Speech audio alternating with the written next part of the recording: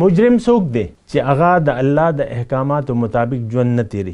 ظالم څوک دی چې هغه ځان باندې ظلم کوي او د الله نه مخ اړولې دی او خپل مرزي باندې ژوند تیری. دا یو داسې د کاڼي کرخه ده. ګورې دا خبره مونږ خو نن ځان مجرم ګڼو نه ظالم ګڼو او حقیقت دا دی چې دا قرآن مونږ ځان دپاره نه ګڼو. نن مسلمان کني تاسو وګورئ ځان ته قرآن څه حیثیت دی زموږ په دغه کې؟ هېڅ حیثیت نشته د قرآن پاک. نو بهرحال لکه یو وخت داسې را روان دی چې ته به بیا حیران یې چې یاره څه چل کوم او تېښتې لاره به نه وي. دا درته اوس وایم ګورې دوزخ ته به دوزخیان لکه مونږ ټول خلک به لاړ. دا نن څونه جمله چې کوم ځان ته مسلمان وایي دا به ټول به ځي دوزخ ته. ولې چې دی مجرمین دي، دی مسلمین نه دی. مسلم خو دا دی چې هغه سر ښکته کړي د الله حکم ته او د پیغمبر علیه السلام طریقه باندې ژوند تیري. او چې څوک نه کوي یا مني او بیا نه کوي لکه په ژبه یې ومني او بیا عمل خو تاسو وګورئ زموږ خپل دا ټول ژوند د خپل مرزۍ مطابق دی. زموږ خپل اهداف دي.